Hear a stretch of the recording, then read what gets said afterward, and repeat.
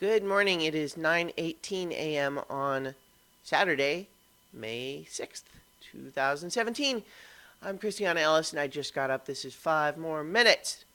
All right, so um, sinus infection update. Yesterday, I caved into taking cold medicine on the basis that I'm pretty sure that what I've got now is not just a cold anymore, sinus infection, so I need to clear myself out in order to have that go away. But I hate cold medicine so much, and it made me just completely friggin' miserable. All yesterday afternoon, I could not concentrate on anything. But in the evening, I did go see Guardians of the Galaxy Volume 2, and I liked it a lot. Um, I can definitely, there's a quality to it that's a little bit hard to put my finger on that I actually liked, but I could definitely imagine some people not liking. Wherein, in as far as a continuation from the first movie goes, it feels more like an episode of a TV show instead of a big blockbuster sequel. And I'm not 100% sure how to describe what made it feel that way. I think that it just felt more like the next step in an ongoing story rather than. Luna, come on. Uh, Luna, come. Good girl. Um, Petting my dog. Sorry.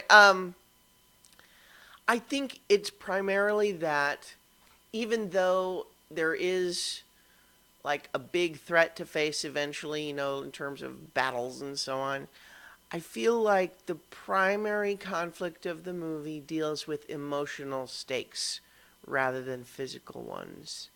And we're kind of just drawing the next sort of dot along the line of the emotional arc. It doesn't quite work. Plotting the emotional graph. I don't know. I guess it feels like the emotional arc that was established by each character in the first movie. We're gonna just continue to follow that without necessarily trying to disrupt it as much as sometimes they do. To be and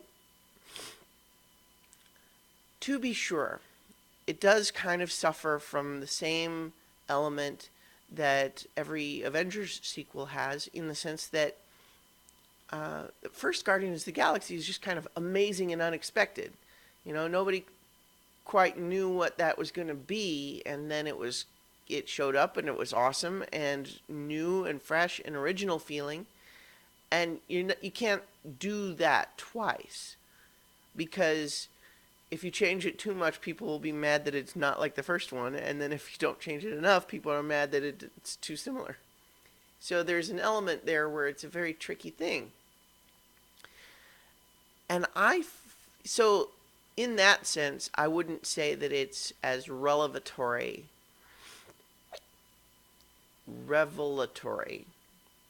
as the first one.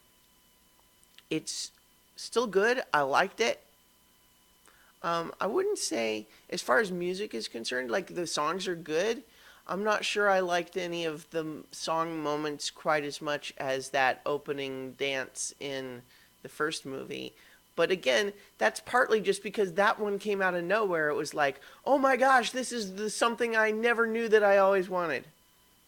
So this one is like, well, I already know what I want and that I'm kind of hoping for. Expectation, right? I feel like in some ways the way I'm describing this movie is damning it with faint praise. Be aware that I both saw the movie and am still on cold medicine, so take that with a grain of salt. But I liked it a lot. I really did. And I think that it was an interesting decision that I enjoy, to have the movie's primary conflict be about the characters' internal journeys rather than just the element of oh, there's some big threat, we have to stop it. There is that. I mean, there is some of that. Don't worry. But I liked that everything grows from the emotional place rather than having your emotions just be reactive to an external threat. And so like I said, I like that about it, but I can imagine not everybody necessarily liking it. I don't know. So, short answer, it's not groundbreaking and amazing, amazingly fresh like the first one, because you can't do that for the first time again. But I like the way that it continues the story. All right, so I'll talk to you guys tomorrow for 5 more minutes, and it'll be about Avatar: The Last Airbender. And now I need to go, breathe some steam or something.